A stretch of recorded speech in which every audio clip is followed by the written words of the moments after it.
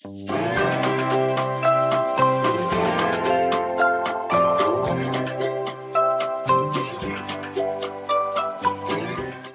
everyone, welcome to my channel again. Today I am preparing this video for one of my subscribers. I have a video that you might have seen in the past, and it's called how to transfer your dies to ScanNCut. That video is great and it shows you one technique on how to do that. Today I'm going to show you another one. The first one, the video that I did a few months ago, was actually created because of one subscriber who told me that she didn't have her cutting machine anymore, Big Shot, Cuttlebug, whatever you use, but she did have the dies, and how could she ever use those dies again? And that's what that video is for. It is possible. It's very simple. I'll have the link below on my notes so that you can watch it. But in case you are like me, I did not get rid of my Cuttlebug, so I still have a lot of dies that I use, but I still also have the Cuttlebug. Sometimes I just can't be bothered to cut so many times. It's so tiring. I use my ScanNCut most of the times. The big advantage is, for example, let me show you this die here that I love. I always love this die, but I think this doll, it's a good size, but I've always wanted to have this in a smaller size so I could create scenery on cards and stuff. So that's what I'm going to teach you today. If you still have your cutting machines, I'm going to show you different types of dies. This one is just a doll. This one is a little bit more intricate, but I'm going to show you how you can just use the die you have, but not only have it cut on your ScanNCut, but multiply it so you can do a whole sheet of paper of the same cut, the same die. But the best thing is, and that's what I'm going to show you today, you can actually change the size. So you can have this die that you love, like I have this one, but I want it smaller. So I'm going to show you how to multiply it and how to actually change the size, okay? This is just to show you that you can do this with any kind. This one is any kind of dies. This one is a frame one. This one, just a doll, and this one is more intricate. You can actually do it with any kind. So here's what you're gonna do. If your mat, I have my mat here, but it's very dirty and it's not sticky at all right now. Let's say you have your mat, it's all clean and it's all sticky. You can just directly just glue it like this to your mat. I'm not going to use this technique because mine is not sticky, but if yours is, not a problem. Just do it directly on your mat like this. Press it and make sure it's very flat. You don't want, especially with intricate ones like this, you want to make sure that every single piece is glued to your mat, because if it isn't, if you look sideways, you can see that it's not straight. So that is going to actually change the image that you're scanning, because that's what you're going to do. So you want to make sure that it's flat on your mat, and that's what I'm going to do. I'm going to actually use another, it's just another way of doing it. If your mat again is sticky, use it, no problem, but I'm just going to use a piece of paper. What you want to make sure is that there is a lot of contrast. That's why I cut it in black and I'm using white, because you want to make sure this just makes it very easy for your machine to scan and to see the image, okay? So the next thing you do is you just glue it to the piece of paper. I'm using a 11.5 by 8, but you can use for example, a whole 12 by 12. Again, make sure that you have glue in every single piece of paper here. You want to make sure that it is flat on your paper, okay?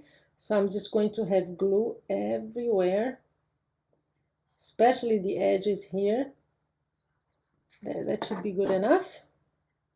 So I'm just going to glue my doll, hold it for a little bit to make sure that it's flat and glued.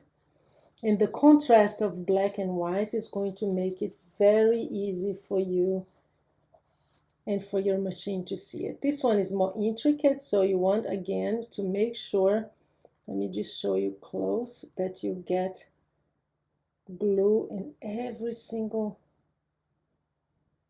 leaf here, and even if it's one of those more intricate ones, like some of the, I'm sure you have a lot of frames. I have a lot of dies, guys. Oh, it's ridiculous the amount of number of dies that I have, and I still use it because now with ScanNCut I can change the size. That's what I love the most about this. So again, make sure to press it, and it's really glued to the paper, and it's flat. It stays flat to the paper. Should be enough because this glue is really nice. Oh, and I'm going to show you something that I use to, when I need to make my mat, I clean it up and I make it really sticky again. I just want to show you what I use because you know me, I want to share and make your life easy with your ScanNCut, because it is a learning curve, isn't it? It takes a while. So every tip that I have, I will pass it on. So again, just gonna put this here, make sure that it's flat and nothing's like sticking up or anything. So it should be good. And before we go to the machine, see, so you just do that, and I am going to use some tapes to make sure that it doesn't move, because as I told you, my mat is not sticky right now, but in case, here's the tip I wanted to give you. This is the, you can find this online, wherever you buy your supplies, or even Amazon has it, I believe. So you just clean your mat and you spray this adhesive here. It's a this is very important, a repositionable adhesive. You just spray lightly and your mat is like brand new. So that's what I use. Now let's go to the machine and I'm going to show you how to scan, how to multiply it, get 3 or 4 of these, for example. You can even erase this one and just do a whole sheet of this. I'll show you how to do that. You just have to save your file on your machine, and also how to change the size, okay? So you can use all the dies you have in whichever way you need. So here we are on ScanNCut. My paper is already positioned. Let me just show you here. See, it's already loaded, full of tapes, as you can see. Who cares, right? So I'm going to show you now how to save this file so that you can use this, and that's the beauty of it. You only do this once. Once you save the file on your machine, you can just play around and use all these dies for the rest of your life. So first thing we're going to do, we're going to scan it, of course. You're going to scan to cut, because that's what's going to allow us to save, move it around, multiply the images, change the sizes, and to make sure that it's recorded on your machine. So I don't really need the scan area 12 by 12, but I never change that. So let's just wait. It depends on how big your paper is. You can change that size, but you know, it's just practicity. I know it takes a little bit longer, but I just couldn't be bothered. If you want, you can just change that if you want, okay? So it's recognizing, and it's going to ask you, the next thing it's going to do is it's going to show you the file scanned. And because I had black on white, and that's what I told you before, make sure that you have 2 papers that are contrasting. It makes it much easier for your ScanNCut to scan it. See, it looks absolutely perfect. See, all these images are here. Now, what do you need to tell your machine? Do I need to just cut the outside? Do I need to cut the outside and the inside? Yes, that's what I need. And I actually could get away with this option here if only I had these 2. But can you see that the little doll, I don't know if you can see well, but I cannot zoom right now, but there is an inside of the arm that you need to cut, and I'll show you very soon. So I have to actually use this option here. See, and then the inside is there. We're just gonna make sure that it doesn't save anything we don't need. So just zoom it in like this to make sure that You only get what you need. So that's perfect. We're going to preview to see if everything looks good. And it does. There you go. That's good for me. Looks perfect. And you're going to save it on your machine. You can save on one of those USB drives if you want, but I always save it on the machine because I don't see the point of just having unless you have a lot of files there. So that's fine. Now what we're going to do is we're going to say, okay, I've done everything I need. I'm just going to retrieve that file now.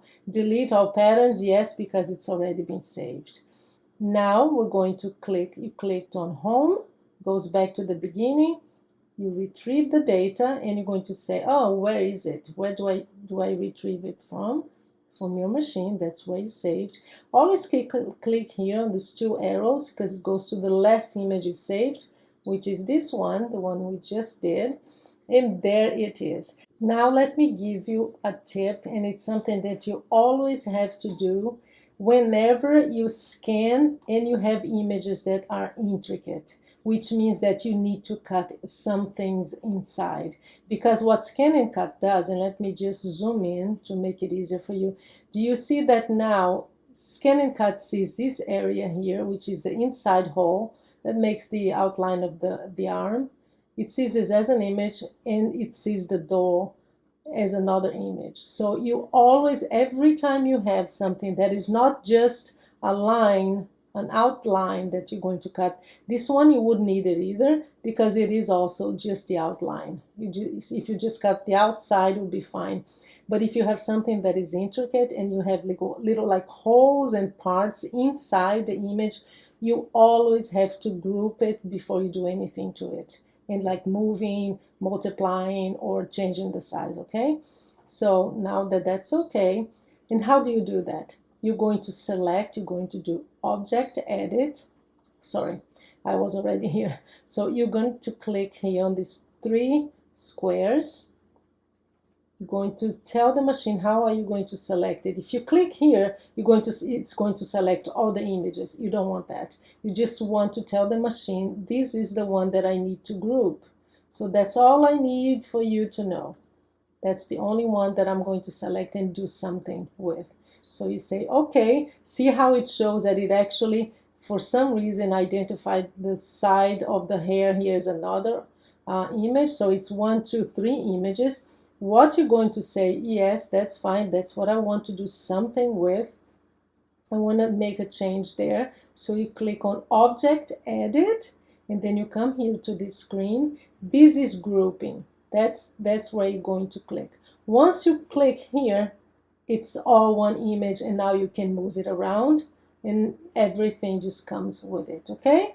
So what I'm going to do is, I told you that I love this image, this doll, but I want it to be smaller. So that's what I'm going to do. I'm going to show you how to multiply. So to multiply, see this plus sign here. You just say 2 because I want one more. There you go. So we have another one. That's fine. And I want this one smaller because that's what I always wanted. I always wanted to have this doll smaller. So this is where you change the size, right here. So you click and you just move it to whichever side you want. I think the width, the height is easier for me to identify. So let's think of, for example, a card, right? And it's 5.5, the height. So you know that 375 is a little big, so I'm just going to do it maybe 3.3. That's a good size for me. So that's fine. I'll just move it around to make sure that I have, I use my paper in a smart way. I don't waste my paper. So this doll can, let me just show you the difference in size here. And that's the beauty of it, guys. Once you have the file on your machine, you just go back to it as many times as you want. Again, I'm going to do this one larger. I'm not even going to multiply this one, but I'm going to do that to the, I'm just showing you how to do it, okay? That's fine.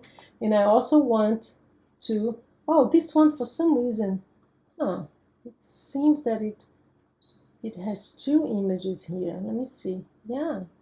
So if you know that that's happening, that's good, because then what we're going to do is we're going to do the same thing. click here. You're going to tell your machine what object do you need to group. Sometimes, for whatever reason, ScanNCut divides. Sometimes it's because it's not dark enough and it just identified it's two images. So that's fine. All you have to do is click on those, the red squares, and then you say, okay, see, it identifies as two. You don't want that to happen. So you're going to say, okay, I am going to object edit, I'm going to group it. Now it's one image only, and you can move it around. And what I'm going to do to this one is I'm going to get two more, see, just to show you guys, because I think it always helps to just show. This one, I am going now to resize it, because I want, sometimes you want layers, and that's great for cards, for example. So this one I'm going to make even smaller, so you have 3 different frames of the same that you can just use for layering. So that's it. If you have your dies and you want to use them and you still have your machine, cut them, glue to a piece of paper or to your mat, scan it and save to your machine, and just do this that I just showed you. Okay?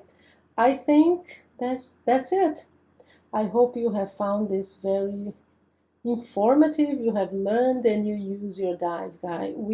I know that most of us have spent so much money. I have like 2 boxes of big boxes of dies, and some of them I absolutely love. And before, we were stuck with the size that they came in, and we had to do one by one by one. Sometimes when I really liked one, I would buy more than one. But here is the beauty of ScanNCut. You can resize it, and you can do like a whole sheet of the same one. All right, so I hope you have fun and you use your dies as much as you want. Thank you so much, and I'll see you next. And make sure to let me know what you need and what you need to learn, okay? If I know, I will teach you. Thank you.